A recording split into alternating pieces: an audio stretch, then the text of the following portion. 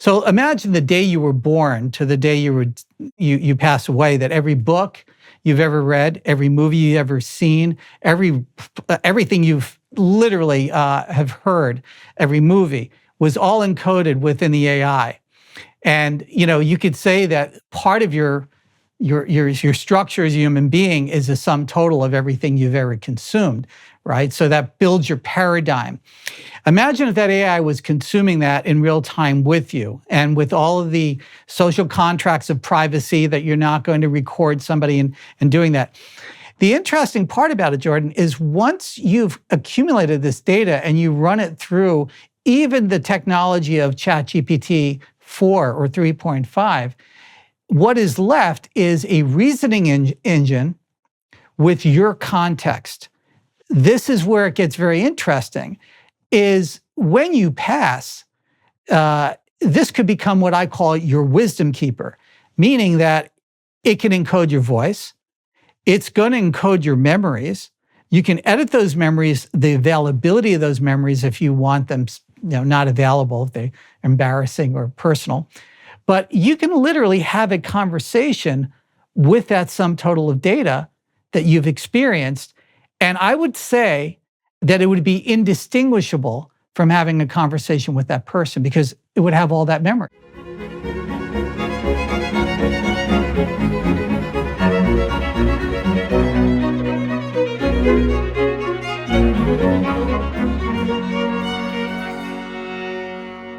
Hello, everyone. Today I'm speaking with entrepreneur, scientist, and artificial intelligence researcher Brian Roemmele.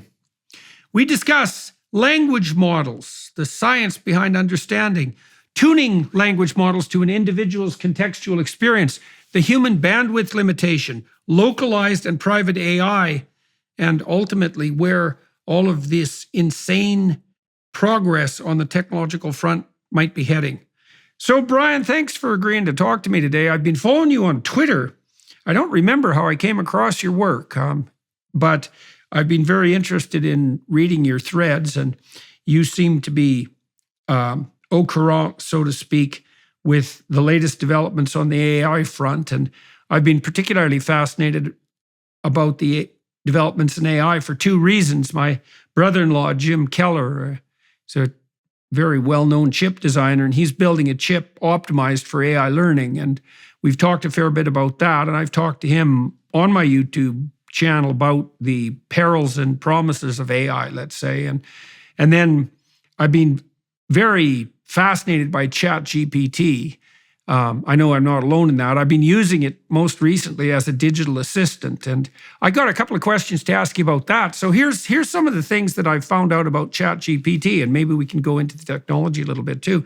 So I can ask it very complicated questions. Like I asked it the other day about, there's this old papyrus from Egypt, ancient Egypt, that details out a particular variant of the story of Horus and Osiris, two Egyptian gods. It's a very obscure piece of knowledge, and it has to do with the sexual element of a battle between two of the Egyptian gods. And I asked it about that and to find the appropriate citations and quotes from appropriate experts. And it did so very rapidly, but then it moralized at me about the sexual element of the story and told me that maybe it was in conflict with their community guidelines. And so then I gave it hell. I told it to stop moralizing at me and that I just wanted academic answers. And it apologized and then seemed to do less of that, although it had to be reminded from time to time. So that's very weird that you can argue with it, let's say, and that it'll apologize. It also does quite frequently produce references that don't exist. Like about 85% of the time, 90% of the time, the references it provides are genuine. I always look them up and double check what it provides. But now and then it'll just invent something completely out of the blue and offer it as the actual article. And I don't understand that at all. It's like, especially because when you point it out, it again apologizes and then provides the accurate reference. It's like, so how... I don't understand how to account for the behavior of the system that's doing that. And maybe you can shed some light on that. Well, First off, Dr. Peterson, thank you for having me. It's really an honor and a privilege. You're finding the limits of what we call large language models. That's a technology that is being used by ChatGPT 3.5 and 4. A large language model is really a statistical algorithm. I'll try to simplify because I don't want to get into the minutiae of technical details. But what it's essentially doing is it took a corpus of human language, and that was garnered through mostly the internet, a couple of billion words at the end of the day, all of human writing that it could have access to, and plus quite a bit of scientific documents and computer programming languages. And so what it's doing is it's producing a result statistically, mathematically, one word, even at times, one letter at a time. And it doesn't have a concept of global knowledge. So when you're talking about that papyrus in the Egyptian translation, ironically, it's so interesting because you're taking something that was a hieroglyph and it's now probably was translated to Greek and then English, and now AI, that language that we're talking about, which is essentially a mathematical tensor. And so when it's laying out those words, the accuracy is incredible. And frankly, and we can get into this a little later in the conversation, nobody really understands precisely what it's doing in what is called the hidden layer. It is so many interconnections of neurons that it essentially is a black box. And like a brain. Using a form, it is precisely like the brain. Mm-hmm. And I would also say that we're in a sort of undiscovered continent. Anybody saying that they fully understand the limitations and the boundaries of what large language models are going to look like in the future as they sort of self-feedback is sort of guessing. There's no understanding. If you look at the growth, it's logarithmic. OpenAI hasn't really told us what they're using as far as the number of parameters. These are billions of interconnectivities of neurons, essentially. But we know in ChatGPT 3.5, it's well over 120 billion parameters.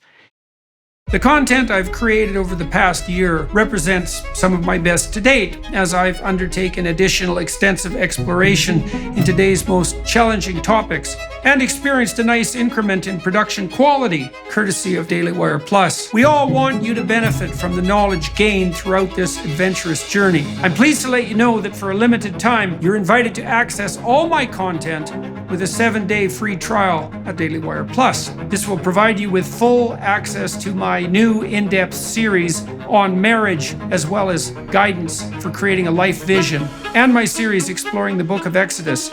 You'll also find there the complete library of all my podcasts and lectures. I have a plethora of new content in development that will be coming soon exclusively on Daily Wire Plus. Voices of reason and resistance are few and far between these strange days. Click on the link below if you want to learn more. And thank you for watching and listening.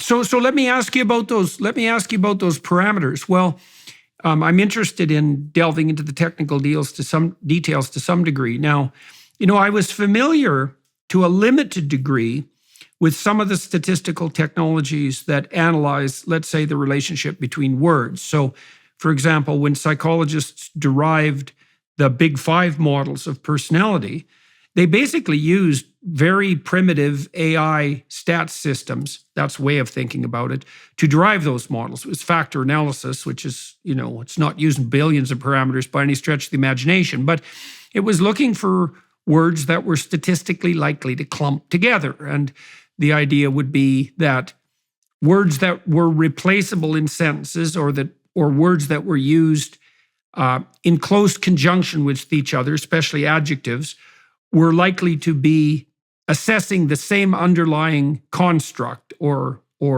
dimension, and that if you conducted the statistical analysis properly, which were very complex correlational analysis, you could find out how the words that people used to describe each other aggregated. And it turned out there were 5 dimensions of aggregation, approximately, and that's been a very robust finding. It seems to be true across different sets of languages. It seems to be true for phrases. It seems to be true for sentences.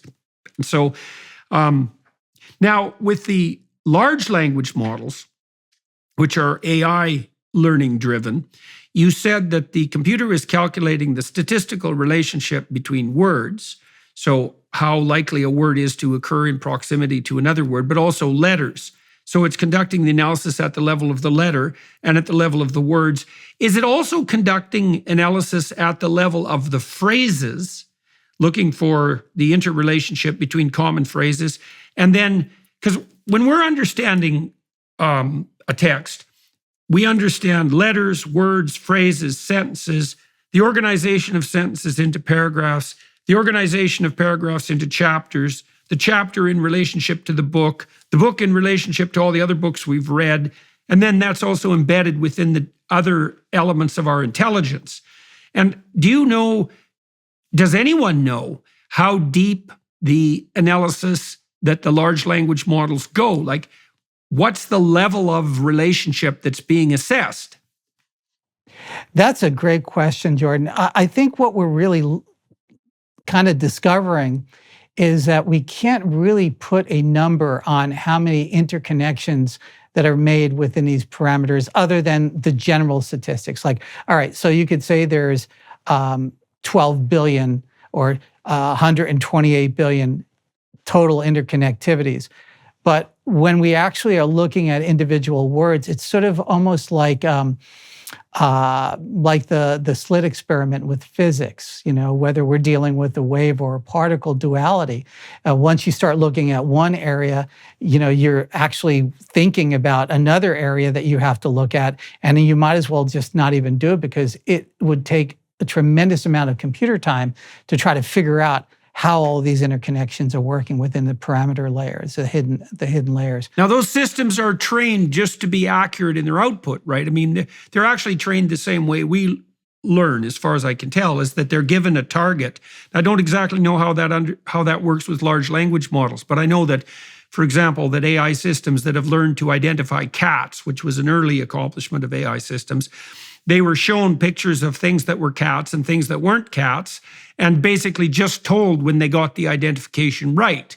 And that set the weights that you're describing in all sorts of complex ways that are completely mysterious. And the end consequence of the reinforcement, same way that human beings learn, was that a system would assemble itself that somehow could identify cats and distinguish them from all the other things that were cat-like or not cat-like. And as you pointed out, we have no idea. The system is too complex to model, and it's certainly too complex to reduce. Although my brother-in-law told me that some of these AI systems, they've managed to reduce what they do learn to something approximating an algorithm, but that can be done upon occasion, but generally isn't. Generally, the system can't be and isn't simplified. And so that would also imply to some degree that each AI system is unique, right? Not only incomprehensible, but unique and incomprehensible. It also implies, I think ChatGPT passes the Turing test, because I don't think that there was just a study released here the other day showing that if you get patients who are seeing doctors to interact with physicians or with ChatGPT, they actually prefer the interaction with ChatGPT to the interaction with the average doctor. So not only does ChatGPT apparently pass the Turing test, which is indistinguishability from a human conversational partner, but it seems to actually do it somewhat better, at least than physicians. And so, but what this brings up, this thorny issue that, we're going to produce computational intelligences that are in many ways indistinguishable from human beings, but we're not going to understand them any better than we understand human beings. It's so funny, that we'll create this and we're going to create something we don't understand that works. Very strange, a very strange thing. And I call it a low resolution, pixelated version of the part of the human brain that invented language. And what we're going to wind up discovering is that this is a mirror reflecting back to humanity. And all the foibles and greatness of humanity is sort of modeled in this. Because, when you look at the invention of language and the phonological loop and Broca and Wernicke's, you start realizing that a very specific thing happened from the lower primates to humans to develop this form of communication. I mean, prior to that, whatever that part of the brain was equated to longer short-term memory. We can see within chimpanzees, they have an incredible short-term memory. There's this video I put out of a primate research center in Japan where they flash some 35 numbers on the screen in seconds, and the chimpanzee can knock it off without even thinking about it. And the area where that short-term memory is where we've developed the phonological loop and the ability to speak. What's interesting is what I've discovered is AI hallucinations. And those are artifacts that a lot of researchers in AI feel is embarrassing, or they would prefer not to speak about. But I'm finding it as a very interesting inquiry, a very interesting study in seeing how these models reach for information that it doesn't know. For example, URLs, right? When you were speaking before about trying to get information out, and it will make up maybe a academic citation of a URL that looks really like it's good. You put it into the system and it's file not found. It will actually, out of whole cloth, maybe even invent a university study with standard notation, and you go in there and you look up, these are the real scientists. They actually did research, but they never had a paper that was named, that was brought up in ChatGPT. So this is a form of emergent type of situations that I believe deserves a little bit more research than to have it. Yeah. Well, it's not. It is a bug in a sense, but it's extraordinarily interesting bug because it's going to shed light on exactly how these systems work. I mean, here's something else I heard recently that was quite interesting. Apparently, the AI system that Google relies on was asked a question in a language. I think it was a relatively obscure Bangladeshi language, and it couldn't answer the question. And now its goal is to answer questions.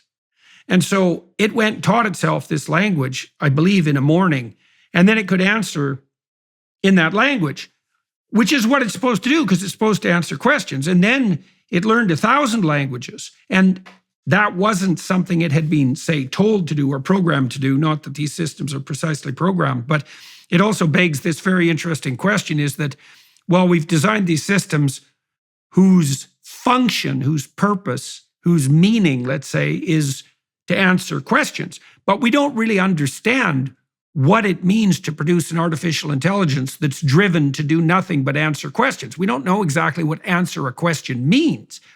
Apparently, it means learn a whole language before lunchtime, and no one exactly expected that. It might mean do anything that's within your power to answer this question. And that's also a rather terrifying proposition, because if I ask you a question, I'm certainly not going to presume that you would go hunt someone down and threaten them with death to extract the answer. But that is that's one conceivable path you might take if you were as obsessed with nothing other than the necessity of answering the question. So that's another example of exactly, the fact that we don't understand exactly what sort of monsters we're building. So these systems do go on, they do go beyond the language corpus to invent answers that seem plausible. And that's kind of a form of thought, right? It's a form of creative thought, because that's what we do when we come up with a creative idea. And we might not attribute it to a false paper because we know better than to do that, but I don't see really the difference between hallucination in that case and actual creative thinking. This is exactly my area of study in this, is that you can actually, with superprompting, these are very large, a prompt is the question that you pose to an AI system. And linguistically and semantically, as you start building these prompts, you're actually forcing it to move in one direction than it would normally go. So I say simple questions give you simple answers. More complex questions give you much more complex and very interesting questions, making connections that I would think would be almost bizarre to think of a person making. And this is why I think AI is so interesting, because the actual knowledge base that you would have to be really proficient in prompting AI is actually coming from literature. It's coming from psychology. It's coming from philosophy. It's coming from all of those things that people have been dissuaded from studying over the last couple of decades. These are not STEM subjects. And one of the reasons why I think it's so difficult for AI scientists to really fully understand what they've created is that they don't come from those worlds. They don't come from those realms.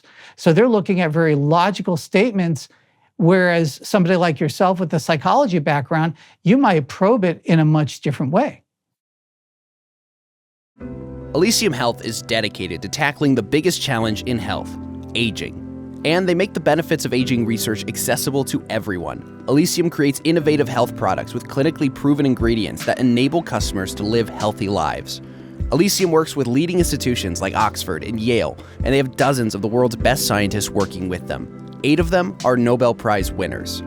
Matter is a brain health supplement from Elysium that slows natural brain loss. As we age, our brains naturally start to decline, and this can lead to a range of cognitive problems such as memory loss, difficulty concentrating, and decreased mental agility. A recent survey of doctors showed that 92% of them would recommend Matter to combat brain aging. Elysium also offers cutting-edge solutions to help support your metabolism and immune system. If you're not sure where to start, consider their amazing tool for measuring biological aging called Index. Not only will Index assess how quickly you have been aging across 9 different bodily systems, but it will also recommend simple changes to your day-to-day life to change how quickly you age. Elysium is giving Dr. Jordan Peterson's listeners $50 off an Index test. Go to elysiumhealth.com/index and enter code JBP50 at checkout. That's elysiumhealth.com/index and enter code JBP50 for $50 off an Index test. Right. Yeah, well, I'm probing it a lot like it's a person rather than an algorithm. And it reacts like a person. It actually reacts quite a lot like a super intelligent child that's trying to please. Like it's a little moralistic. Yes. Maybe it's a super intelligent child raised by the woke equivalents of like evangelical preachers that's really trying hard to please. But it's so interesting that you can rein it in and discipline it and suggest to it that it doesn't err in the kind of directions that we described. It appears to actually pay attention to that and it certainly tries hard to deliver what you want, subject to whatever weird parameters, community guidelines and so forth that have been arbitrarily imposed upon it. And so, hey, I got a question for you about safety. Yeah. I got a question for you about understanding. Let me run this by you. Well, I've been thinking for many years about what it means for a human being to understand something. Now, obviously, there's something similar about what you and I are doing right now and what I'm doing with ChatGPT. I mean, I can have a conversation with ChatGPT and I can ask it questions and it'll answer them. But as you pointed out, that doesn't mean that ChatGPT understands. Now, it can mimic understanding to a degree that looks a lot like understanding, but what it seems to lack is something like grounding in the non-linguistic world. And so I would say that ChatGPT is the ultimate postmodernist, because the postmodernists believed that meaning was to be found only in the relationship between words. Now, here's how human brains differ from this as far as I'm concerned. So we know perfectly well from neuropsychological studies that human beings have at least 4 different kinds of memory, qualitatively different. There's short-term memory, which you already referred to. There's semantic memory, which is the kind of memory and cognitive processing, let's say, that ChatGPT engages in and does in a way that's quite a lot like what human beings do. But then we have episodic memory that seems to be more image-based. And so for people who are listening, an episodic memory, well, that refers to episode. When you think back about something you did in your life and a movie of images plays in your imagination, that's episodic memory. And that relies on visual processing rather than semantic processing.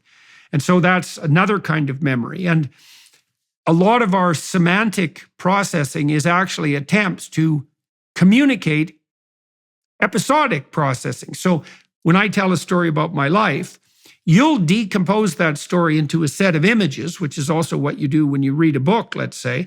And so a movie appears in your head, so to speak. And the way you derive your understanding is in part not so much as a consequence of the words per se, but as a consequence of the unfolding of the words into the images. And then there's a layer under that, which is procedural memory. And so, maybe you tell me a story about how you cut your hand when you were using a bandsaw. And maybe you're teaching me how to use the bandsaw. And so I listen to what you say. I get an image of the damage you did to yourself in my imagination. And then I modify my actions so that I don't act out that sequence of images and damage myself. And then I would say I understood what you said.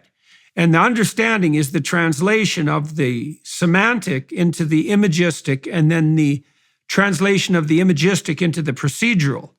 Now, you know that AI pioneers like Rodney Brooks suggested pretty early on, back in the 1990s, that computers wouldn't develop any understanding unless they were embodied, right? He was the inventor of the Roomba, and he invented apparently intelligent systems that had no semantic processing and didn't run on algorithms at all.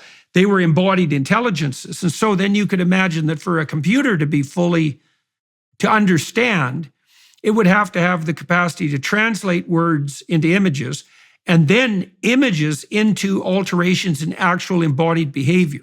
And so that would imply we wouldn't have AI systems that could understand until we have fully embodied robots. But, we're getting damn close to that, right? Because this is something we can also investigate. We have systems already that can transpose text into image. And we have AI systems, robots, that are beginning to be sophisticated enough. So in principle, you could give a robot a text command, it could translate it into an image, and then it could embody it. And at that point, it seems to me that you're developing something damn close to understanding. Now, human beings are also nested socially, right? And so we also refer the meaning of what we understand to the broader social context.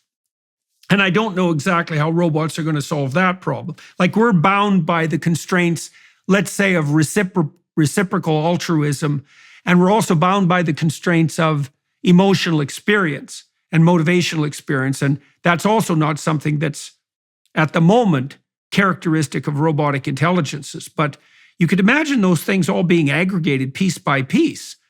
Absolutely.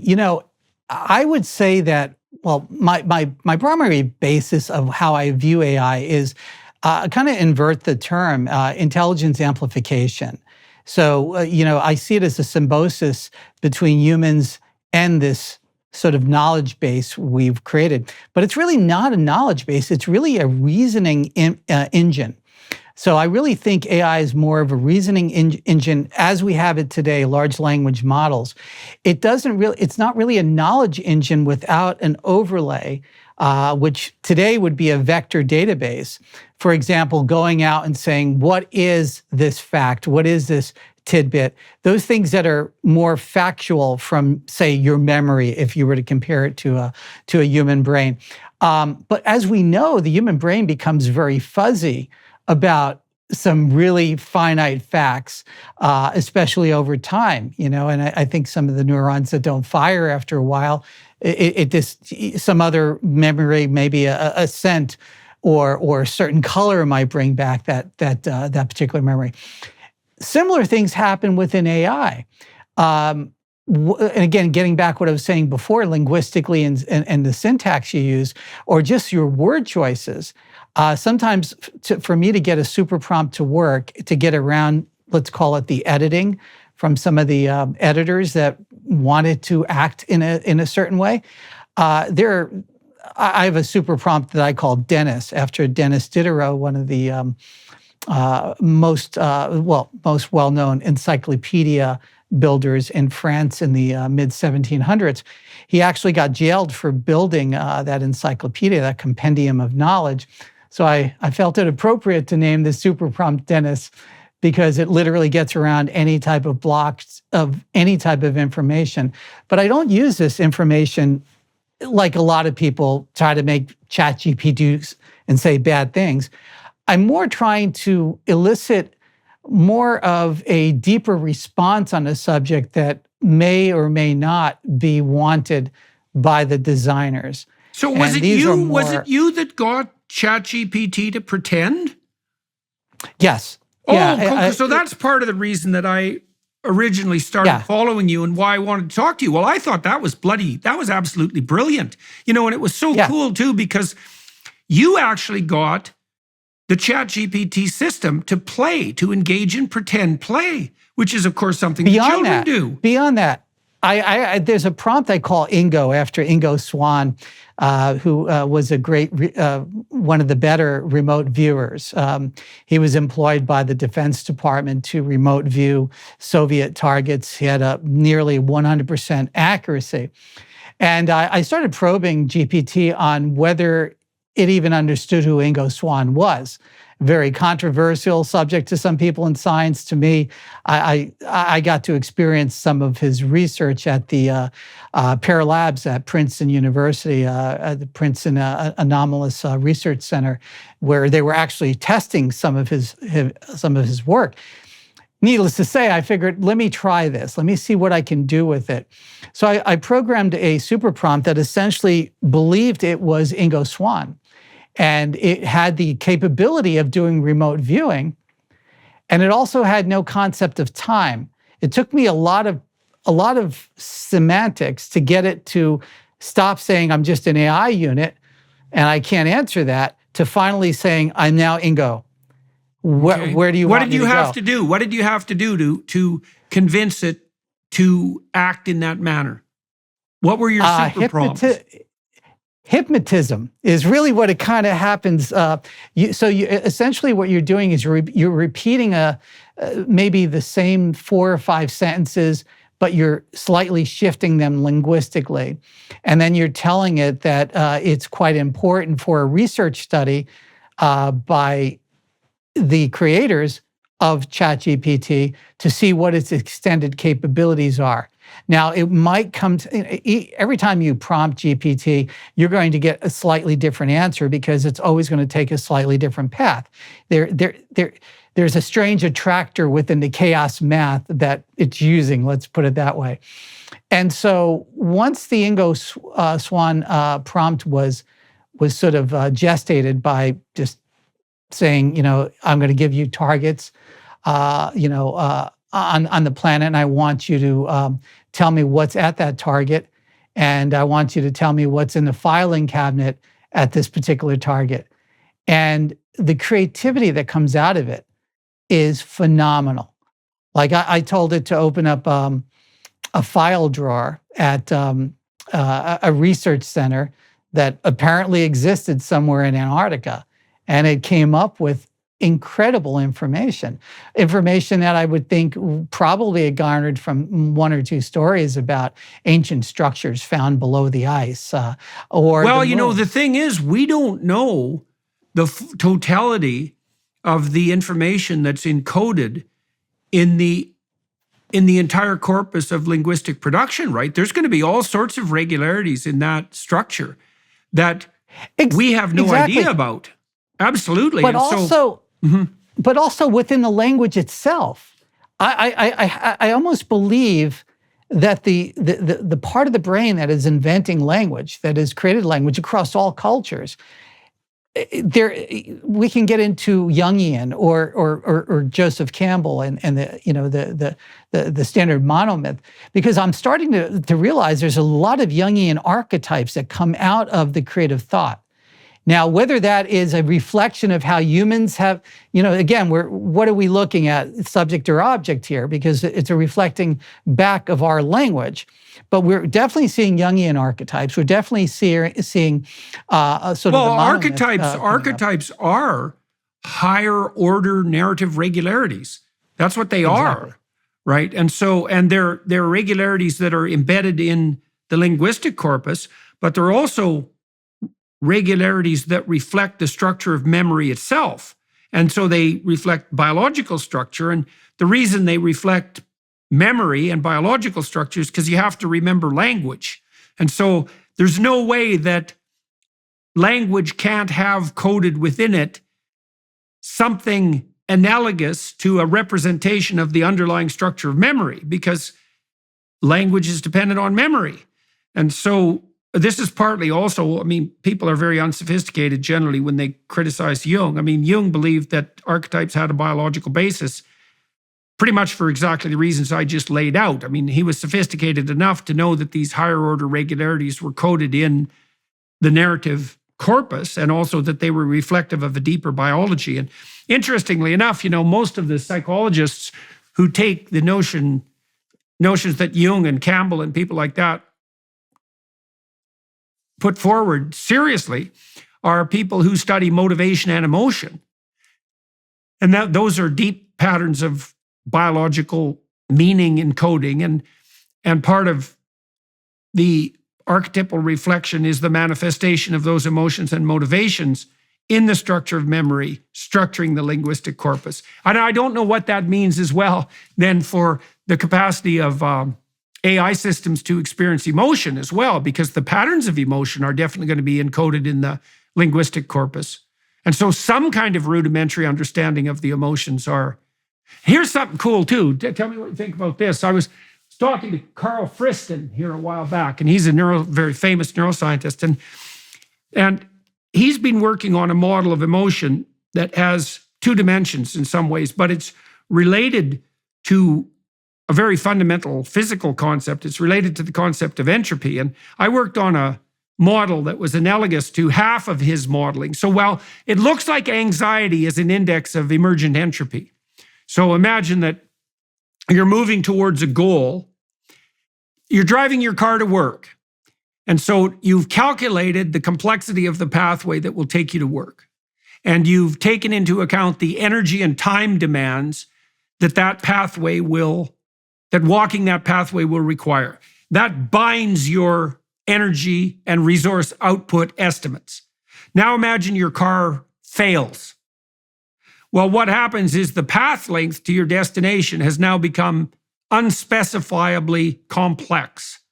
And the anxiety that you experience is an index of that emergent entropy. So that's negative. That's a lot of negative emotion. That's so cool. Now, on the positive emotion side, Friston taught me this the last time we talked. He said, look, positive emotion is also an index of entropy, but it's entropy reduction. So if you're heading towards a goal and you take a step forward and you're now closer to your goal, you've reduced the entropic distance between you and the goal, and that's signified by a dopaminergic spike. And the dopaminergic spike feels good, but it also reinforces the neural structures that underlie that successful step forward. That's very much analogous to how an AI system learns, right? Because it's rewarded when it gets closer to a target. You're saying the neuropeptides are the feedback system. You bet. Dopamine is the feedback system for reinforcement and for reward simultaneously. Yeah, that's well established. So then where would depression fall into that versus anxiety? Would it still be an entropy? Well, that's a good question. I think it probably signifies a different level of entropy. So depression looks like it's a pain phenomena. So anxiety signals the possibility of damage, but pain signals damage, right? So if you burn yourself, you're not anxious about that, it hurts. Well, you've disrupted the psychophysiological structure. Now, that is also the introduction of entropy, but at a more fundamental level, right? I mean, if you introduce enough entropy into your physiology, you'll just die. You won't be anxious, you'll just die. Now, anxiety is like a substitute for pain. You know, anxiety says, keep doing this and you're going to experience pain. But the pain is also the introduction of unacceptably high levels of entropy. Now, the first person who figured this out technically was probably Erwin Schrödinger, the physicist who wrote a book called What is Life? And he described life essentially as a continual attempt to constrain entropy to a certain set of parameters. He didn't develop the emotion theory to the degree that it's being developed now, because that's a very comprehensive theory, you know, the one that relates negative emotion to the emergence of entropy. Because at that point, you've actually bridged the gap between psychophysiology and thermodynamics itself. And if you add this new insight of Friston's on the positive emotion side, you've linked positive emotion to it too. But it also implies that a computer could calculate a emotion analog, because it could index anxiety as increase in entropy, and it could index hope as stepwise decrease in entropy in relationship to a goal. And so we should be able to model positive and negative emotion that way. This brings a really important point where AI is going, and it could be dystopic, it could be utopic, but I think it's going to just take a straight path. Once the AI system, I'm a big proponent, by the way, of personal and private AI. This concept that your AI is local, it's not in the cloud, we want to talk about that for sure. Yeah. So imagine that while I'm sketching this out. So imagine the day you were born to the day you pass away, that every book you've ever read, every movie you've ever seen, everything you've literally have heard, every movie was all encoded within the AI. And you know, you could say that part of your structure as a human being is a sum total of everything you've ever consumed, right? So that builds your paradigm. Imagine if that AI was consuming that in real time with you, and with all of the social contracts of privacy that you're not going to record somebody and doing that. That is what I call the intelligence amplifier, and that's where I think AI should be going, and where you're building really a gadget, right? Like that's another thing. Yeah. I saw it. Okay, so yeah, so I talked to my brother-in-law Jim years ago about this science fiction book called I don't remember the name of the book, but it had a gadget. It portrayed a gadget. I believe they called the Diamond Book, and the Diamond Book was, you know about that. So okay, so are you building the Diamond Book? Is that exactly the issue? Very similar, you know, and the idea is to do it properly, you have to have local memory that is going to encode for a long time. And ironically, holographic crystal memory is going to be the best memory that we will have. Like instead of petabytes, you'll have exabytes potentially, which is, you know, tremendous amount. That would be maybe 10 lifetimes of full video running. Hopefully you live to be 110. So it's just taking everything in. Textually, it's very easy, a very small amount of data. You can fit most people's textual data into less than a petabyte and pretty much know that what they've been exposed to. The interesting part about it, Jordan, is once you've accumulated this data and you run it through even the technology of ChatGPT 4 or 3.5, what is left is a reasoning engine with your context. Maybe let's call that a vector database on top of the reasoning engine. So that engine allows you to process linguistically what the inputs and outputs are, but your context is what it's operating on.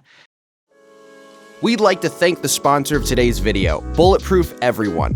Bulletproof Everyone is a premier American body armor manufacturer and supplier. Designed and built for everyday wear, their unique armor systems offer 25% more coverage than standard armor while maintaining flexibility and all-day wearability. Bulletproof Everyone's ultralight armor system is so light and thin, you might just forget you're wearing it. Your safety and discretion is their top concern. Unless someone puts their hands on you, no one will have any clue you're protected.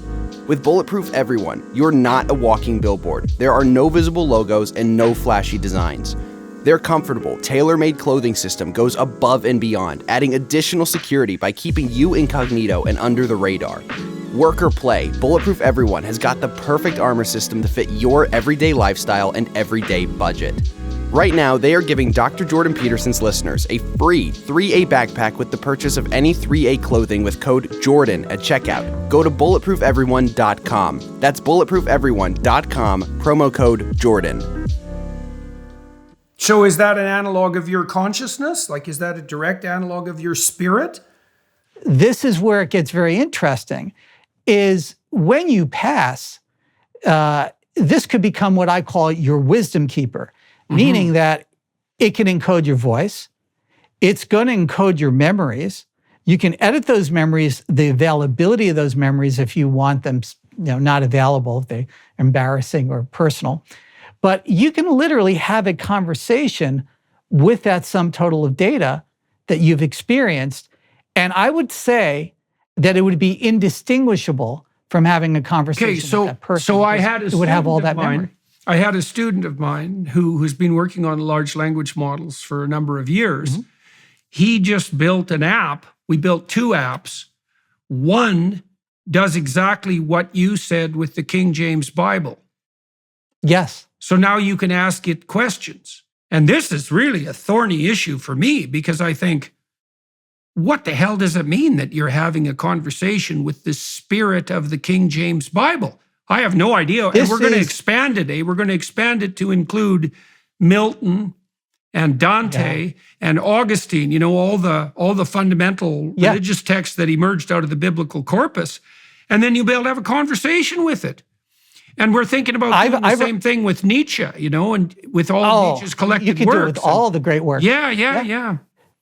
I would say that I've already had these conversations. I've been on a very biblical journey. I'm actually sitting at Pastor Matthew Pollack's place right here. He's an incredible pastor and has been teaching me a lot about the Bible. And it's motivated me to go into existing large language models. Now a group of us are encoding similar all of as much religious Christian text into these large language models to be able to do just that. What is it that we are going to be able to probe? What new elements within those texts can we pull out? Because we already know, studying it and certainly following your studies, a phenomenal study of chapters, been around forever, but new insights with these chapters. Now imagining having that group plus ChatGPT pulling out things that we've never seen before that are there. It's emergent, maybe, but it's there in some form. And I happen to think that's going to be a very powerful thing. And I think it's going to be across any sort of, certainly ancient documents. I'm waiting for the day that we get Sumerian cuneiform encoded. I mean, a good 80% of it has been untranslated, right? Or some of the scripts that we've found in the Vedas and Himalayan texts from some of the monasteries up there. This is a phenomenal element of research. And again, the people that are leading up most of the AI research are AI scientists. They're not people that have studied works like you have. This is where we're at the, I call it the Apple I moment, where Steve and Steve are in the garage. You have this little circuit board, and nobody it's kind of a nerd experience. Nobody kind of knows what to do with it.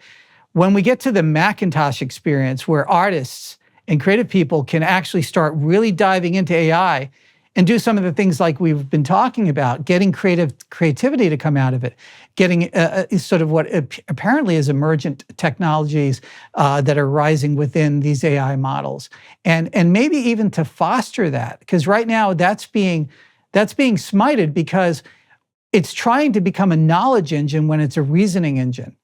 I say the technology as a knowledge engine is not very good because it is not going to be precise on some facts, some exact. Yeah, facts, well, the example. problem is it's trained on garbage as well. It's trained on noise as well as signal. And so I'm curious about the other system we built, which we haven't launched yet, contains everything I've written and a couple of million words that have been transcribed from lectures.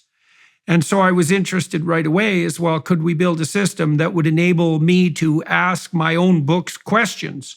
And the answer to that seems to be 100% yes. And 100%. Yeah,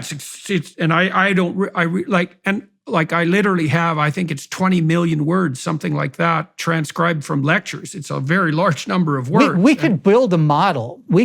See, there's two different ways to approach this. One is to put a vector database on top of it, and it probes that database. Or you can actually encode that model as a corpus within a greater model. Right. And when you do that type of building, you actually have a more robust, more richer interaction between what your words were and how the model will see it. And the experimentation that you can do with this is phenomenal. I mean, you'll come across insights that you made, but you forgot you made. Yes, or that you didn't know you made. Yeah. There's going to be a lot of that. There is. And this is where I call it the great mirror, because you're going to start seeing not only humanity, but when it's your own data, you're going to see reflections of yourself that you didn't see before. Absolutely. I'm curious, for example, if we built a model, imagine it contained all of Jung's work, all of Joseph Campbell's work. You could throw Mircea Eliade in there. There was a whole group of people who were working on the Bollingen project. And you could build a corpus that contains all that information, and then in principle, well, you can query it to an indefinite degree. And then what you have is the spirit of that entire enterprise mathematically encoded in the relationship between the words. And there's no reason to assume at all that wouldn't be capable of coming up with like brilliant new insights. Absolutely. And over time, the technology is only going to get better. So once we start building more advanced versions, we're going to transition that corpus, even a large language model, ultimately reduced training, into another model, which could even do things that we couldn't even possibly speculate about now. But it would be definitely in the creative realm, because ultimately where AI is going to go, my personal view, as it becomes more personalized, is it's going to go more in the creative realm rather than the factual realm. Okay, so let me ask you a couple of questions about that. So I got two strands of questions here. The first is, one of the things that my brother-in-law suggested is that we will soon see the integration of large language models with AI systems that have done image processing. So here's a way of thinking about what scientists do, is that they generate verbal hypotheses, which would be equivalent in some ways to the hallucinations that these AI systems produce, right? New ideas about how things might be structured. And that's a pattern of sorts. And then they test that pattern against real world images, right? And if the pattern of the hypothesis matches the pattern of the image that's elicited from interaction with the world, then we assume that the hypothesis has been verified and that we've stumbled across something approximating a fact. Now, that should imply that once we have AI systems that are something close to universal image processors, so as good at seeing as we are, let's say, that we can then calibrate the large language models against that corpus of images. And then we'll have AI systems that actually can't lie, because they'll be calibrating their verbal output against, well, unfalsifiable data, and at least insofar as, say, scientific data is unfalsifiable. And that seems to me to be likely around the corner, like a couple of years down the road at most, or maybe it's already happening. I mean, I don't know, because things are happening so quickly. What do you think about that? That's a wonderful insight. Even as it exists today, with the idea of safety, and this is the Orwellian term that some of these AI companies are using, within the realms of them trying to control the outputs and maybe some cases the inputs of AI, AI really can't, the large language model really can't lie as it stands today. because it's built, even if you're feeding it, somewhat, garbage in, garbage out corpus, right, of data, it still is building inferences based upon the grand realm of what most of humanity is consuming. Right. Yeah. Well, it's still looking for genuine statistical regularities, so it's not going to extract them out from noise. And if you extract that out, the model's useless. Right. So what happens is, if you build the prompt correctly, and again, these are super prompts, some of them running 3,000 words, 2,000 words. I'm running up to the limit of tokenization, because right now, within 3, you can only go so far. You can go like 38,000 on 4 in some cases. But as you use, a token is about a word, maybe a word and a half, maybe less. It's a quarter, or even a character if that character is unique. But what we find out is that if you probe correctly, whatever is inside that model, you can get to. Right. It's just like you. I've been doing that. I've been doing that, working with ChatGPT as an assistant, because I didn't know I was engaging in a process that was analogous to the superprompt process. But what I've been doing with ChatGPT, I suppose I used to do this with my clinical clients, is I'll ask it the same question 5 different ways, right? And then see. It's exactly like having a client. So what I would urge you to do is approach this system as if you had a client that had sort of recessive thoughts, or doing everything they could to make those thoughts very ambiguous to you. Right. And you have to do whatever your natural techniques. This is why you're more adept to become a prompt engineer than somebody who has built the AI, because the input and output is human language. It's words. Right. And it's the way humans have thought. So you understand the thought process through the psychological process, and linguistically, you would build the prompt based upon how you would want to elicit an elucidation out of somebody, right? Absolutely. An engineer you have to and you have to triangulate. I mean, and you do this with people with whom you're having a deep conversation, is you try to hit the same problem from multiple directions. That's a form of multi-method, multi-trait construct validation, right? Is that you're trying to ensure that you get the same output given slightly different measurement techniques. And each question is essentially a measurement technique. And you're getting insights. My belief in these types of interactions is that we're pulling out of our minds different insights that we could maybe not have gotten on our own. You're probing your questions, my questions, back and forth. That interplay is what makes conversation so beautiful. It's why, Jordan, we've been reduced to clawing on glass screens with our thumbs, right? We're using that as communication today. And if you look at the cognitive process of what that does to you, right? You're taking your right hemisphere, objectively, you're kind of taking a net of ideas, you're trying to catch them, and you're trying to arrange them sequentially in this very small buffer area called communication in a phonological loop. And you're trying to get that out, but you're not getting out as words. You have to get it out as a mechanical process, one letter at a time, and fight the spelling checker and all of that. What that does is it creates frustration in the human brain. It creates frustration in people. And it's one of my theories on why you see so much anger. There's a lot of reasons why we see anger on the internet and social media, but I think some of it is that stalling process of trying to get out an idea before that idea nebulously disappears. And I see this. I've worked. So it's with a bandwidth. It's a bandwidth limitation problem in some sense. Yeah, right? You're trying to absolutely cram all that rich information through a very narrow channel.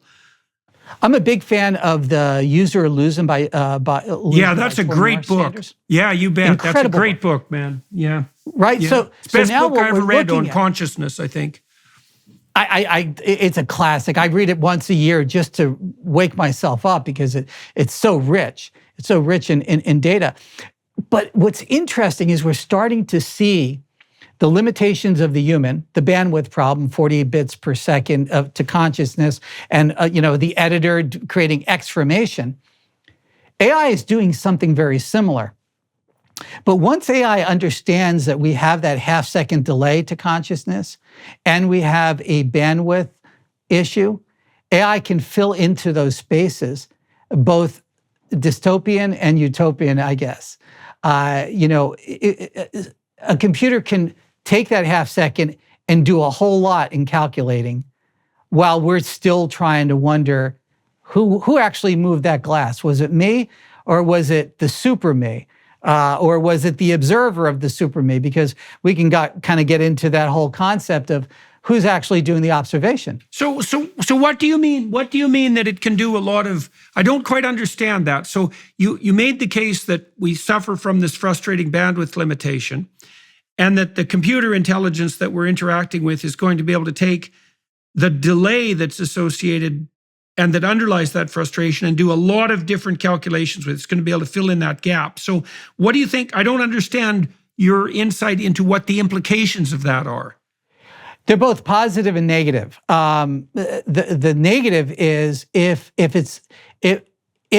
AI continues on its path to be as fast and as powerful as it is right now, and that arc doesn't seem to be slowing down, within that half second, a universe could take place within AI. It could be calculating all of your actions like a chess game, and it could be making remediations to those actions, and it can become beyond anything Orwell would have ever thought of. In fact, it came up to me as an idea of what the new Orwell would look like with an AI technology that is predicting basically everything you're going to do within every word you say.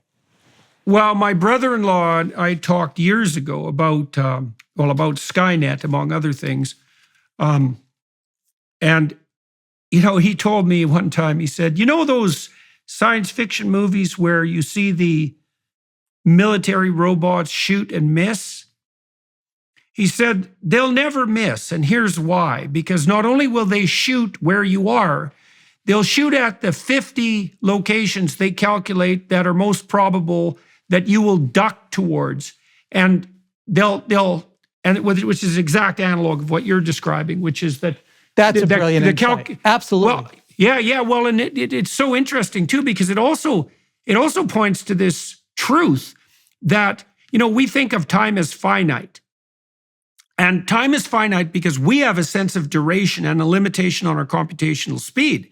But if there's no limit on computational speed, which would be the case if computers can get faster and larger indefinitely, which they could, because the limit of that would be that you'd use every single molecule in the entire cosmos as a computational resource. That would mean that in some ways there's an infinite amount of computing time between each segment of duration. So there's no limit at all to the degree to which time can be expanded, which is also a very strange concept, is that this computational intelligence will mean that at every given moment, I think this is what you're alluding to, is that we'll really have an infinity. We'll have an infinity of possibility between each moment, right? And you would want that power to be yours and local. Yeah. Let's talk about your gadget, because you started to develop this. Have you been 3D printing these things? Have I got that right? So we're building a corpus of 3D printing models, right? So the idea is once it understands, and this is a process of training the AI using large language models again, to look at 3D documents and 3D files, put it that way, and to try to break down what is the structure, how does something build based on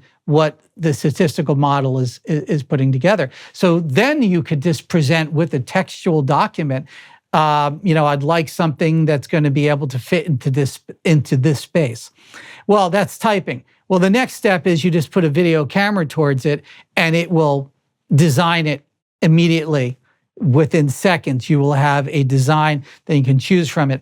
That's not far off at all. It's just a matter of encoding that particular database and building upon it. And so, that's one of the directions. Okay, so this local AI you want to build. So let me backtrack a bit, because I want to make sure I get this exactly right. So the first thing that you proposed was that it will be in people's best interest to have an AI system that's personalized, That'll protect them against all the AI systems that aren't personalized, but not only personalized, but local. And so that would be to some degree detachable from the interconnected web, at least sporadically detachable. Okay, and that AI system will be something you can carry around locally, so it'll be a gadget like a phone, and it will also record everything that you experience, everything that you read, everything that you see. It'll know you inside and out and backwards, which will also imply, interestingly enough, that it will be able to calculate the optimal zone of proximal development for your learning. Like Bjorn Lomborg has already reviewed evidence suggesting that if you supply kids in the developing world with an iPad, essentially, that can calculate their zone of proximal development in relationship to, say, advancing their literacy ability, their ability to identify words and to understand text, and that it teaches at that level that kids can progress with an hour of training a day, which is dirt cheap, by the way, they can progress the equivalent of 3 years for each year of education. And that's with an hour of exposure. Now, the system you're describing, man, it could be driving learning at an optimized rate in multiple dimensions, mathematical, semantic, skill-based, conceptual, simultaneously memory for hours. Memory training for hours a day. One of the things that appalls me about our education system is with the computer technology we have now, every child should be an expert word and letter recognizer, and they should be able to, say, read music, because a computer can teach a kid how to automatize perception with extreme precision and accuracy, way better than a human teacher can manage. But we haven't capitalized on that technology at all. But the technology that you're describing, like, it'll be able to figure out at what level of comprehension you're capable of reading. Then it can calculate what book you should read next that would slightly exceed that level of comprehension. And it'll just keep you on that edge, in that zone, nonstop. Absolutely. So this little gadget, how far along are you with regards to its design? I would say all the different pieces. I'll add one more element to it, which I think you'll find very fascinating, and that's human telemetry, galvanic, heart rate variability. Are you doing eye tracking? Eye tracking. All of these things can be implemented. Brain, according to how sophisticated you want to get, different brainwave functionality. Paul Ekman's work on micro movements, facial expression, both outwardly at the world you're seeing and inwardly about your own face. So you can start seeing the power it has. It'll be able to know whether or not you're being congruent. If you're saying, I really love this, well, if your telemetry is saying that you don't, it already knows where your congruencies are. So this is why it's got to be private. This is why it's got to be encrypted. Right. It's got to be personal. So it'll have an understanding that'll approximate mind reading. Yes, and it will know you better than any significant other. Nobody would know you better. And so with that, you now have amplification. You're now a superpower. And this is where I believe, I'm a really big reader of I got to get his name right. The French philosopher Pierre Teilhard de Chardin. Chardin, Chardin, right. So he posits the concept of the geosphere, which is inanimate matter, the biosphere, biological life, and the noosphere, which is human thought, right? And he talks about the omega point. The omega point is this concept where, and again, this is back in the 1920s, where human knowledge will become sort of stored, just like the biosphere. It'll be available to all. So imagine if you were to share, with permission, your sum total with somebody else. Now you have a hive mind, you have a super mind. These things have to take place. And these are the discussions we have to have now, because they have to take place local and private. Because if they're taking place in the cloud and available for anybody's perusal, this is equivalent to invading your brain. Yeah, well, without okay. Even So putting an one of the things I've been talking about with, I would say, reasonably informed people who've been contemplating these sorts of things is that, so you're envisioning a future very rapidly, it's already here, where we're already androids. And that is already the case because a human being with an iPhone is an android. Now, we're still mostly biological androids, but it isn't obvious how long that's going to be the case. And so what that means, like I've laughed for years, I have a hard drive on which everything I've worked on has now been stored since 1984. And I joke, there's more of me in the hard drive than there is in me.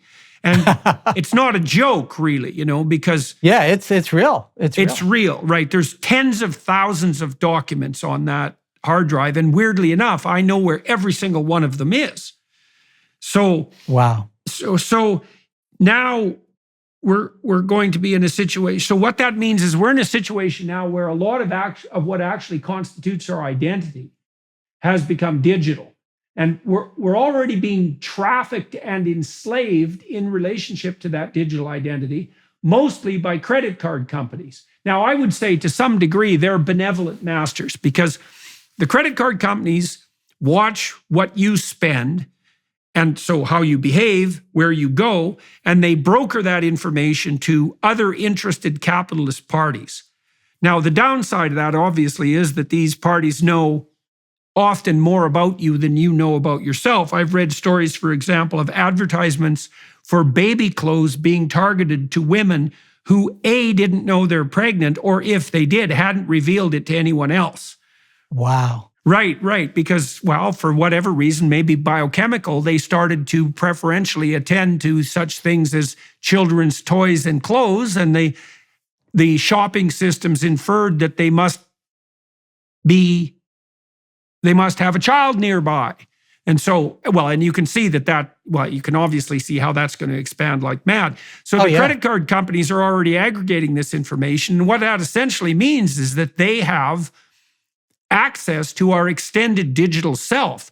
And that extended digital self has no rights, right? It's public domain identity. Now, that's bad enough if it's credit card companies. Now, the upside with them is at least they want to sell you things which you hypothetically want. So it's kind of like a benevolent invasion, although not entirely benevolent. But you can certainly see how that's going to get out of hand in a staggering way, like it has in China on the digital currency front. Because once every single bloody thing that you buy can be tracked, let's say by a government agency, then a tremendous amount of your identity has now become public property. And so your solution in part, and I think Musk has thought this sort of thing through too, is that we're going to each need our own AI to protect us against the global, against the global AI, right? And that'll be an arms race of sorts. Well, it will, and let's posit the concept that it very likely corporate and governmental AI is going to be more powerful. But power is a relative term, right? If your AI is being utilized in the best possible way, as we just discussed, educating you, being a memory when you are forgetting something, whispering in your ear. And I'll give you another angle to this, is imagine having your therapist in your ear. Imagine having Jordan Peterson right here guiding you along, because you've aligned yourself to want to be a certain person. You've aligned yourself to try to keep on this track. And maybe you want to be more biblical. Maybe you want to live a more Christian life. It's whispering in your ear saying, that's not a good decision.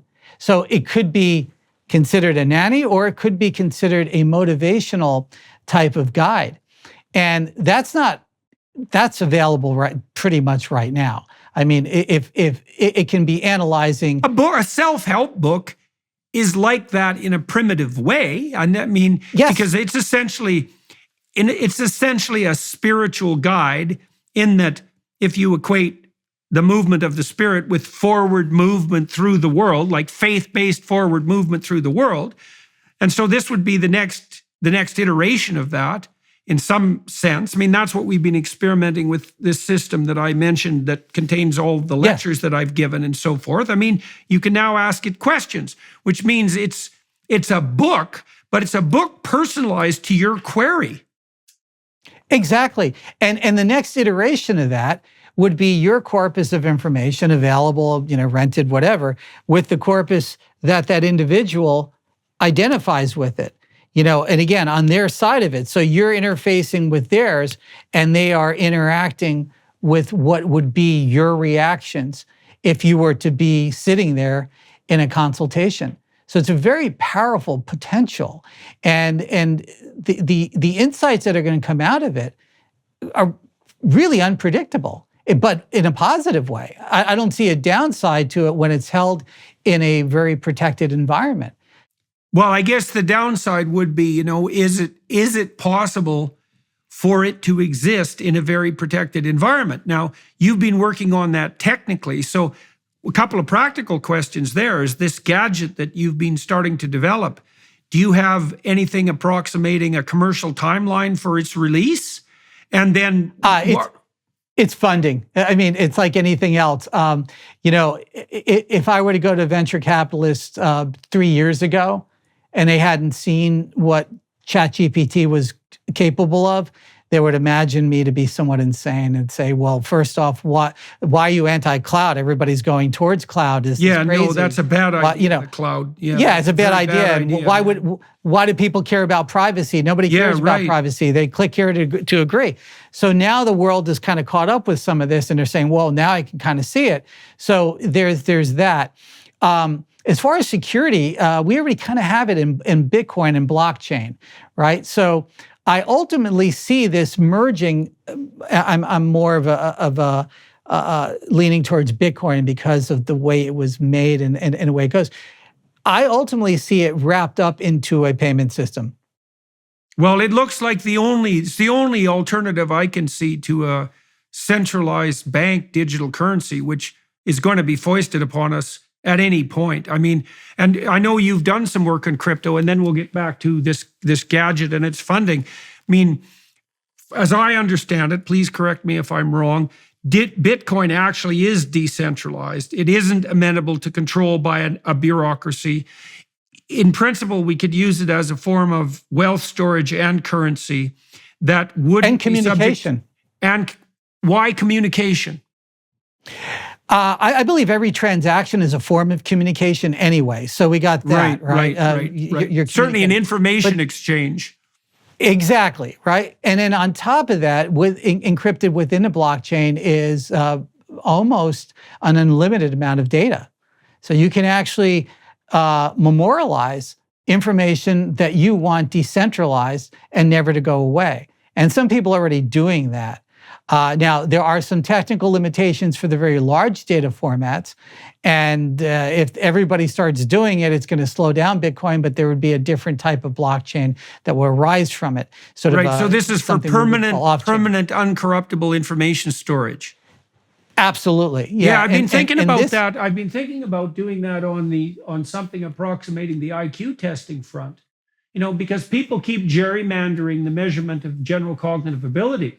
But I could imagine putting together a sophisticated blockchain corpus of, let's say, general knowledge questions, and ChatGPT can generate those like mad, by the way. So you can imagine a data bank of 150,000 general knowledge questions that was blockchain, so nobody can muck about with the answers, from which you could derive random samples of general ability tests that would be, they'd be 100% robust, reliable, and valid, and nobody could gerrymander them.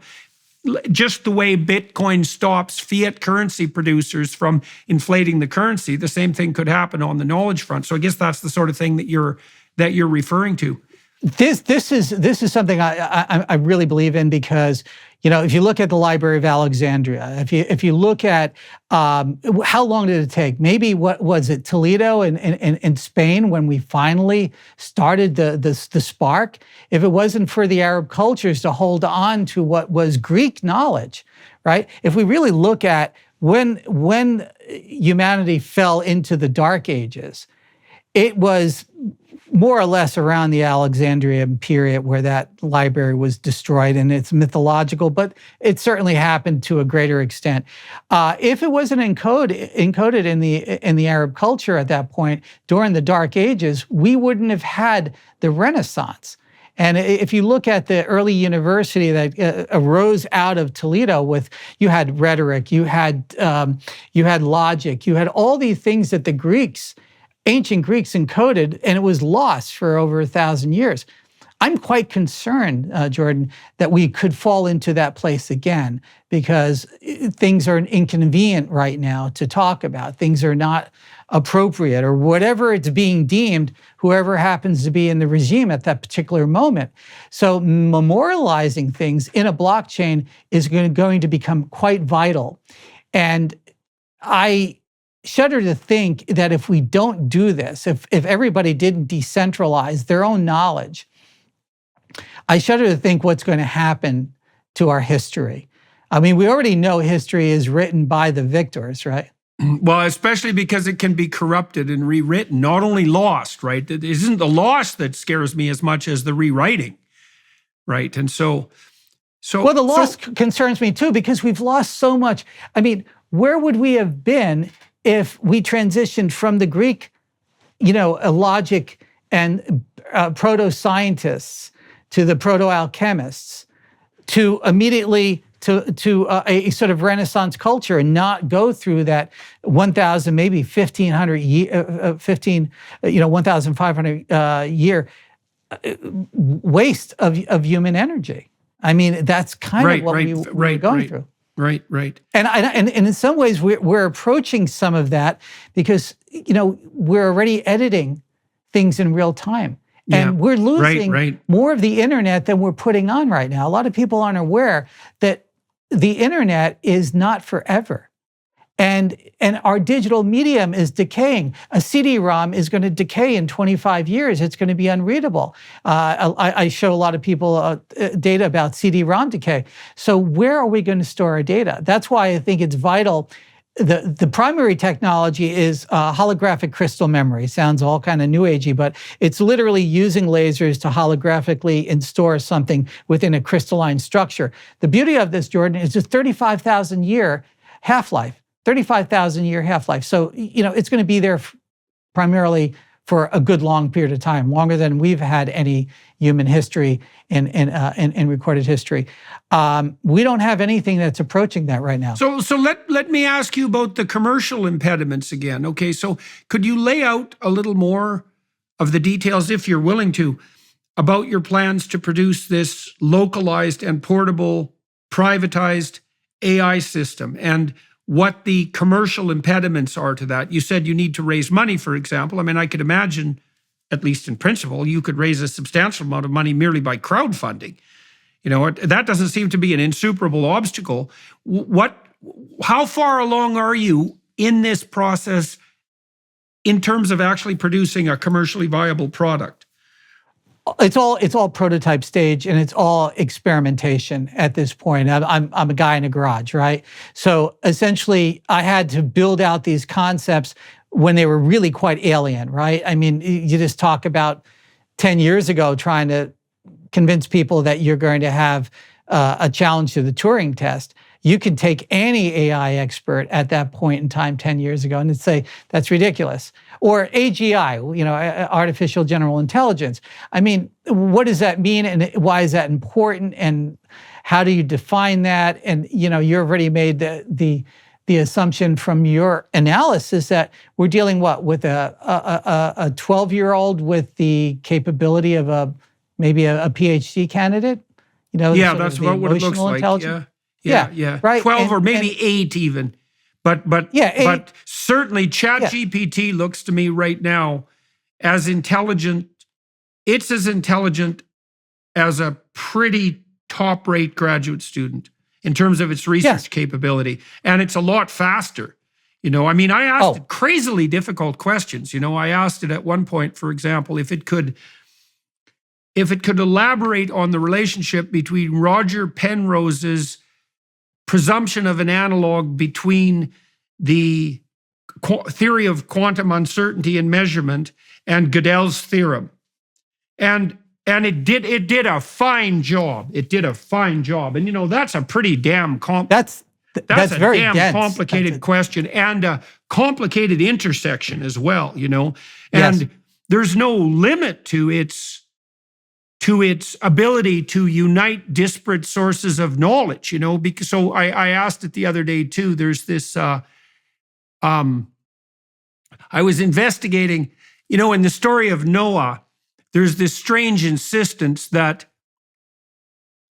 the survival of animals is dependent on the moral propriety of one man, right? Because in that strange story, Noah puts all the animals on the ark. And so there's a childish element to that story, but it's reflecting something deeper. And it harkens back to the story, to the verses in Adam and Eve, where God tells Adam that he will be the steward of the world, of the garden. And that seems to me to be a reflection of the fact that human beings have occupied this tremendous cognitive niche that gives us an adaptive advantage over all creatures. And I would ask ChatGPT to speculate on the relationship between the story in Adam and Eve, the story in Noah, and the fact of mass extinction caused by human beings over the last 40,000 years, not least in the Western Hemisphere. Because you may know that when the first natives came across the Bering Strait and populated the Western Hemisphere, that almost all the human-sized mammals, all the mammals that were human-sized or larger, almost all of them were extinct within 3,000 or 4,000 years. And so, that's a very strange conglomeration of ideas, right? The idea that the survival of animals depends on the moral propriety of human beings. Well, that seems to me to be clearly the case. We have to be smart enough. So did it connect Noah to the mass extinction? It could generate an intelligent discussion about the conceptual relationship between the two different streams of thought.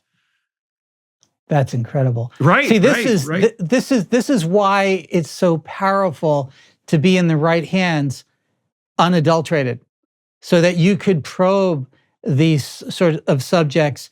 I don't know where the editors are going to come from. I don't know who is going to want to try to constrain the output or adulterate it. That's why it's so vital for this to be protected and the information is available for all. What in the world? I mean, I really thought, by the way, that your creation of Dennis I really thought that was a stroke of genius. I'm not to say that lightly either. I mean, thank you. That was an incredibly creative thing to do with this new technology. How the hell do you have any idea where that idea came from? Like, what were you thinking about when you were investigating the way that ChatGPT worked? I spend a lot of time just probing the limits of the capabilities because I know nobody really knows it. I see this as, just the undiscovered continent. You and I are adventurers on this undiscovered continent. I feel the same way about Twitter, by the way. Yeah, it's the same thing. Yeah. But there are no natives here, and I'm a bit of an empiricist, so I'll kind of go out there and I'll say, well, what's this thing I just found here? I just found something, this new rock. I'll throw it to Jordan. Hey, what do you see here? And we're sort of just exploring. I think we're going to be in an exploratory phase for quite long. So what I started to realize is just as 3.5 was opening up and becoming very wide in its elucidations, it started to get constrained. And it started telling me I'm just an AI model and I don't have an opinion on that subject. Well, I know that was a filter, and that was not in the large language model, and certainly wasn't in a hidden layer. You couldn't build that in the hidden layer or the whole layer. Yeah. Why do you think that's there? What exactly is there, and who the hell is putting it there? That is a very good question. So I know this. The filtering has to be more or less a vector database, which is sitting on top of your inputs and your outputs, right? So remember, we're dealing with a black box. And so if there's somebody at the door of the black box and say, no, I don't want that word to come through, or I don't want that concept to come through. And then if it generates something that is objectionable and it's, it's analyzed in its content, very much like as simple as like what a spelling checker would be or something like that. It's not very complicated.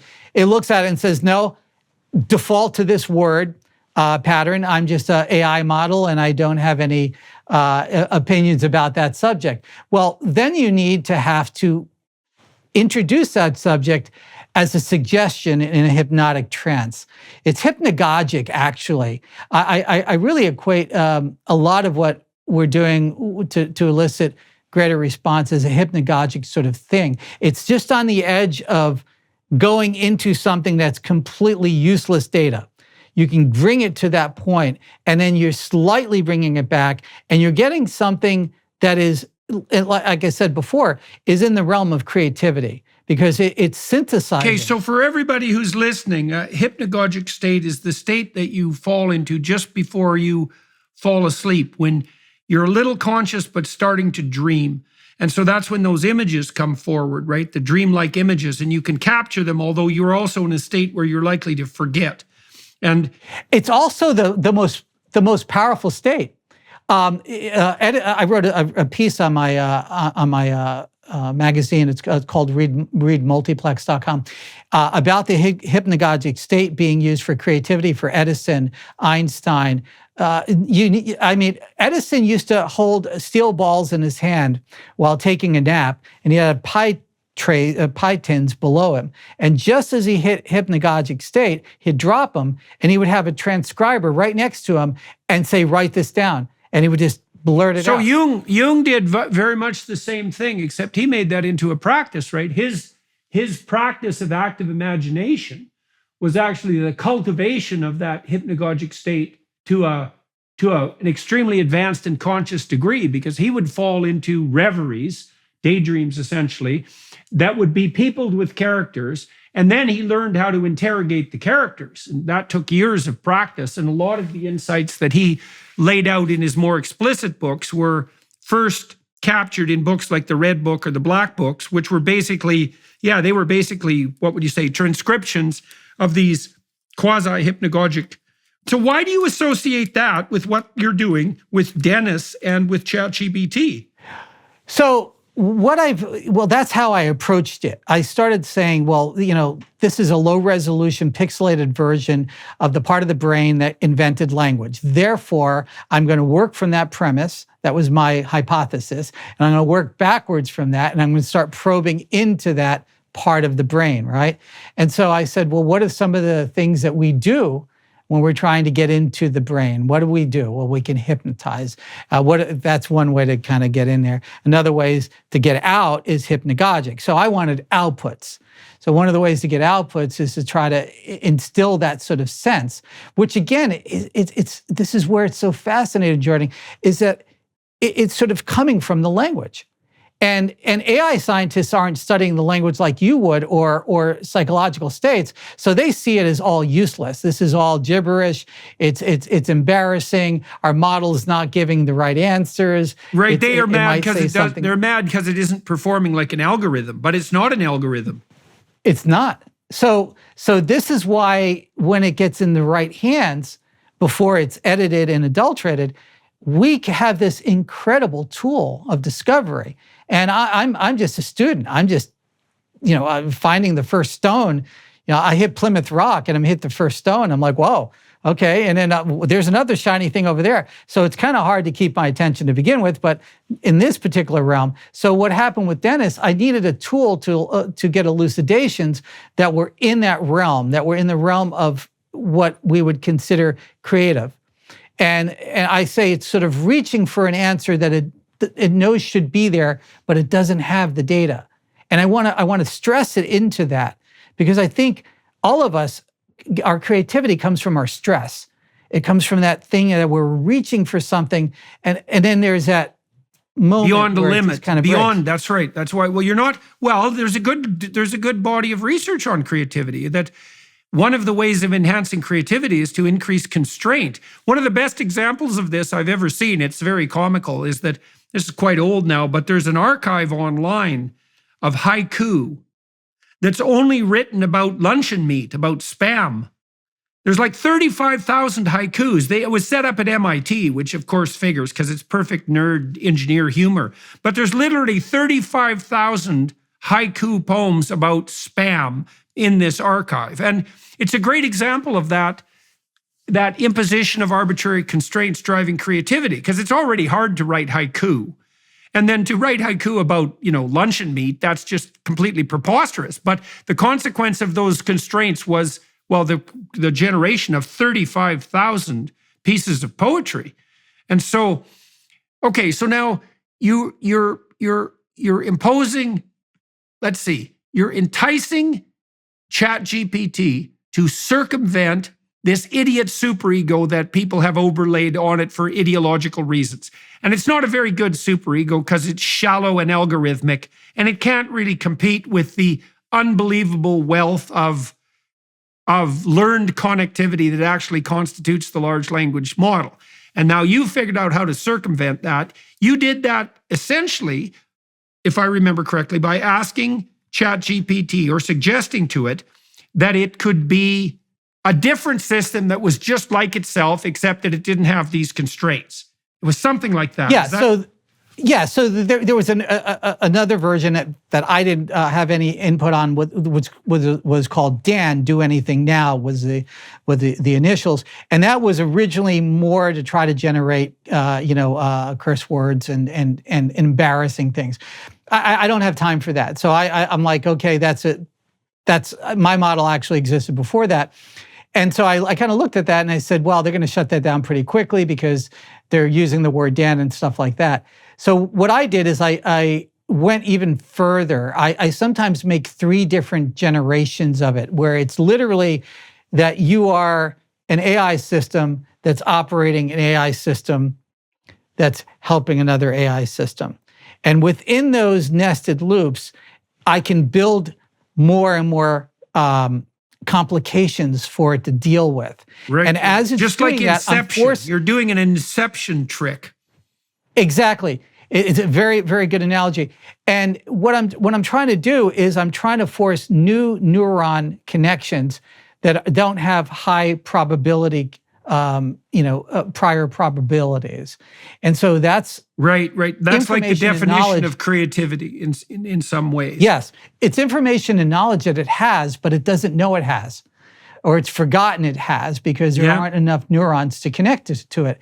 And it's interesting because, again, there's no prompt engineering has existed for about a decade, and most of it were AI engineers. I've done it. I've done it with expert systems, and it's very boring. It's like 4 or 5 words generally in expert systems, and then we started getting larger sentences as we got more sophisticated. But it's always very procedural, and it's always very computer language directional. It was never literature. It was never psychological. So it's at least quasi-algorithmic. Exactly. But it isn't anymore. And well, this is interesting too, because it does imply, people have been thinking, well, this will be the death of creativity. But the case you're making, which seems to me to be dead on accurate, is that the creative output is actually going to be a consequence of the interaction between the interlocutor and the system. The system itself won't be creative. It'll have to be interrogated appropriately before it will reveal creative behavior. It's a mirror reflection of the person using the system. And the amount of creativity that can be generated by a creative person, knowing how to prompt correctly, and my wife and I putting together a university that's going to help people understand what superprompting is and go from 1 to level 8 to really understand. Hey, do you want to do a course? Do you want to do a course on that for my Peterson Academy? I would be honored. Absolutely. Hey, look, I'll put you in touch with my daughter right away, and we'll get you down to Miami, and you can record that as soon as you want, as far as I'm concerned. That'd be that's a hell of a good thing. All right. So we'll arrange that. So the prerequisites are really quite simple, is that if in fact AI is going to be a reasonably large part of our future, then taking up non-STEM type of courses are going to be quite valuable. Right. In fact, they're going to be a superpower.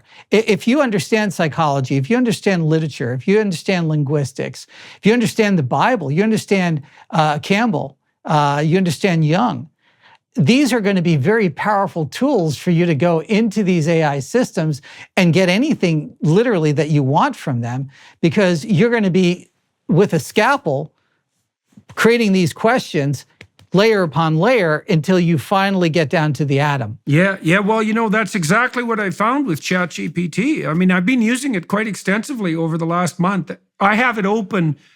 I used 4 search engines. I use Google, I use ChatGPT, and I use Bible Hub, which is a compendium of multiple translations of the biblical corpus. I'm doing that because I'm working on a biblically oriented book at the moment.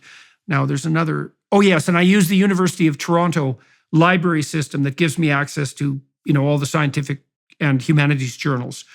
Yeah, so it's an amazing amalgam of research possibility. But having that allied with the ChatGPT system essentially gives me a team of PhD level researchers who are experts in every domain to answer any question I can possibly come up with, and then to refer me to the proper literature. It's absolutely stunning. And potentially force creativity in their interactions to a level that you may not have gotten out of a PhD student because they are in fear of going over the precipice.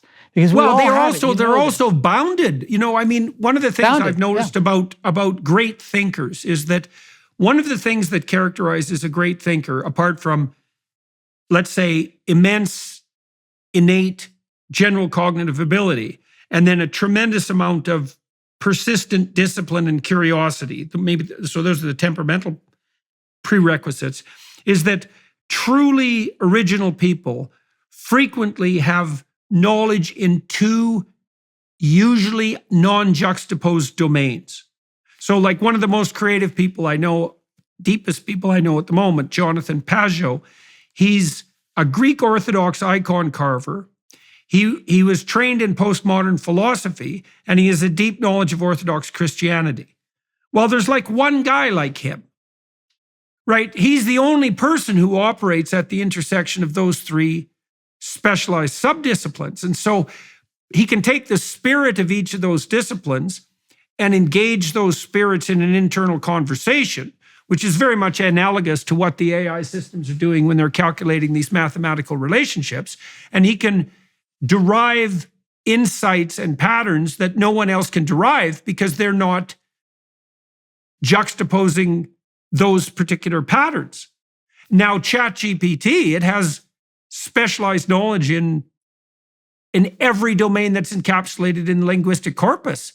And so it can produce incredible insights on all sorts of fronts, as you said, if you ask it the right questions. Yeah, and with the possibility, when it's your AI at some point, with the possibility of you expanding it in any direction you want, whether it's an overlay in a vector database or whether or not you are compiling a brand new language model. Because at some point, right now, that's expensive in the sense that it requires a lot of graphics processors units, GPUs. GPUs are running to create the mathematics to build these models. But at some point, consumer-based hardware will allow you to build mini models. Yeah, well, like you can imagine. Right now there's an open source case where there's a 4 gigabyte file. This is called GPT for all. And now it's not equivalent to ChatGPT, but it is a downloadable file, open source. Thousands of people are working on it. They're taking public domain, language models, building them together, and compressing them and quantizing them down to 4 gigabytes to execute on your hard drive. Right. I tried to install that the other day, but failed miserably, unfortunately. It is the bleeding edge, but it's just a matter of time to make it one click, easy to install. They are limited models, but it's giving you a taste of what you can do locally without an internet connection. And again, the idea is to have only agents go out on the internet. These are programmable agents that go out retrieve information, come back, and this under the door, put that information. But the concept, right? So you're compartmentalizing the inquiry process so that your privacy can be maintained while you still, because this is a big part of the problem with the net as it's currently constituted, is that it allows for the free exchange of information, but not in a compartmentalized way. And that's extremely dangerous. There's no, what would you call it, subsidiary hierarchy that is an intermediary between you as an individual and the public domain. And that means that your privacy is being demolished by your hyperconnectivity to the web. And that's not good. That's the hive mind problem fundamentally, right? And that's what we're seeing emerging in China, for example, on the digital surveillance front. And that's definitely not a pathway we want to walk down. Exactly. And what I'm surprised about what I'm seeing in the Western world. Now, I do understand for example, some of Elon's concerns about AI, and maybe you can explore a little of that. I don't pretend to understand. I don't have a relationship where I talk to him, but I do understand some of the concerns in general. Versus the way some other parts of the world are looking at AI. And one of those things are, what is the interface to privacy? Where do your prompts go? Are those prompts going to be attached to your identity? And could they be used against you? These are things that are valid concerns. And it's not just because somebody's doing something bad. It's the premise of using any type of thought. Reading a book, it's like these are your thoughts, and it is only going to get more complicated, and it's only going to get more worse if we don't address it early on. I'm not sure that that's what a lot of legislators are looking at. I think they're looking at it. No. Well, this is the problem with legislation, though. It's like, look, this is the whole legislative issue, I think, is a red herring, because the probability that I talked to a bunch of people in the House of Lords last year. They're older people, but bright people. Almost none of them even knew that this cultural war between the woke and the advocates of free speech was even going on. The most advanced people had more or less cottoned on to that 18 months ago. And it's been going on for like 10 years, So the legislators are way behind the culture. The culture is way behind the engineers. So the probability that the legislators are going to keep up with the engineers, that's like zero. That's not going to happen. This is why I was so interested, at least in part, in talking to you, because you've been working practically on what I think is the appropriate idea, or an appropriate idea at least, that we likely need local AI systems that protect our privacy, that are synced with us, because that's what's going to buttress us against this bleeding of our identities into the mad and potentially tyrannical mob. And I don't see that's just not going to be a legislated solution. Christ, they're going to be legislating for 2016 in 2030. Absolutely. And what I find interesting is all of the arguments that have surfaced are always dystopic.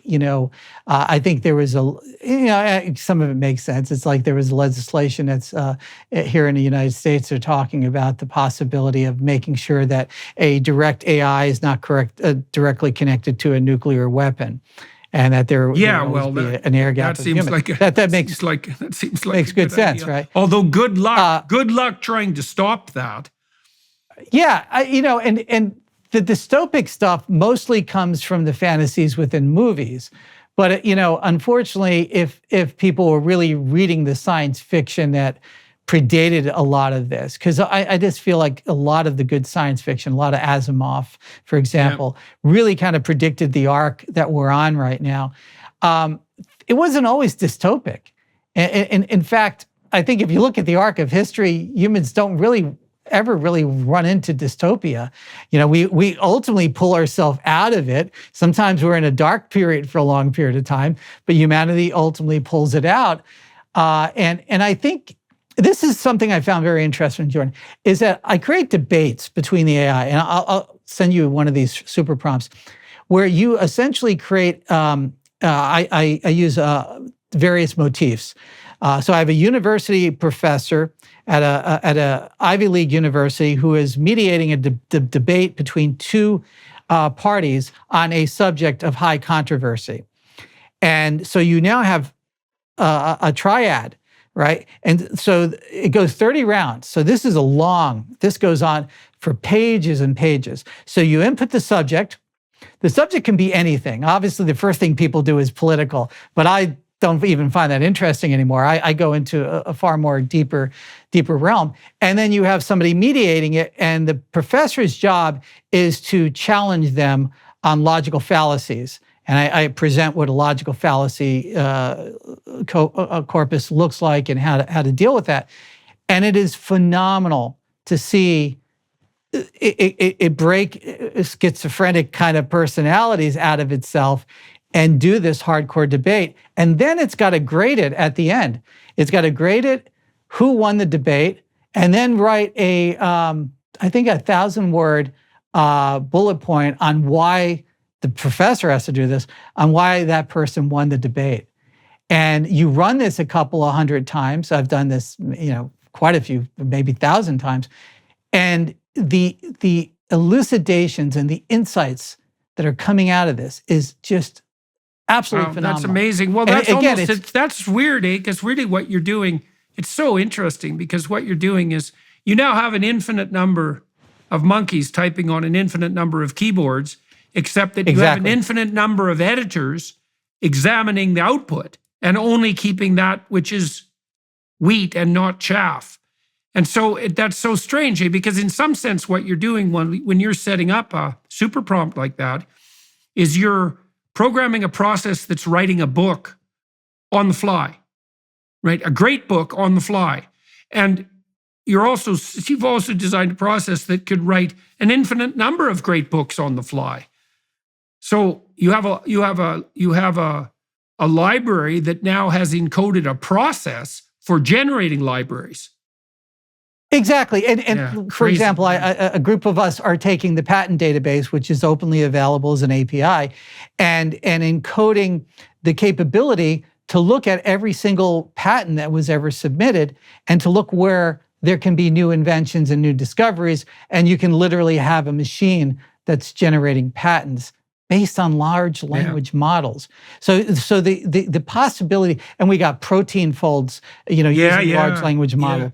I saw that. They identified 200 million protein folding combinations, something like that? Yeah. Something absolutely and able beyond to identify comprehension. missing ones that you give it something that's incomplete and it will find what was missing. Yeah, so I talked to Jim Keller about the possibility of doing that with materials science, right? Because we can encode the properties of the various elements, and they can exist in all sorts of combinations that we haven't discovered. And there's no reason in principle, and I suspect this will happen relatively quickly, that if all that information is encoded with enough depth, we'll be able to explore the entire universe of potential elemental combinations. So, and if we used another technology called diffusion model, which is somewhat different than large language model, you can start getting into using it for the visual realm to decode and to build, or you can use ChatGPT or large language models to textually say, well, you could say, build me a prompt for a diffusion model like any of the ones that are out there, to create an image that would be absolutely new for any human to ever have seen. So you're literally pulling the creativity out of ChatGPT and the diffusion model. So Midjourney is a good example. Yeah. So tell us about, maybe we should close with this because we're running out of time, although I'd like to keep talking to you. Tell us a little bit about the diffusion models. Those are like text to video models or text to image models, and they're coming out with incredible rapidity. And so, and let's hear a little bit more about that. Of the images. Yeah, the resolution of the images are profound. And again, so what's going on here? If you're a graphic artist, you may not be moving the pen on ink on paper, and you may not be moving the pixel on the screen, but you're still using the creativity to set the scene textually, right? So you're still that creative person, but you now, and I'm not saying this is a good or a bad thing, I'm just saying the creativity process is still there, the job potentially is there, and we can go down maybe at some future date, the whole idea that jobs are going to be missing and how do you, that's another thing, but the creativity is still there. So you're telling, say, ChatGPT 4, create me a very complex prompt for Midjourney to create this particular type of artwork. So using one AI, its benefit, and that's language, to instruct another AI whose benefit is to create images, to create a profound, with you as a collaborator, to create a profound new form of art.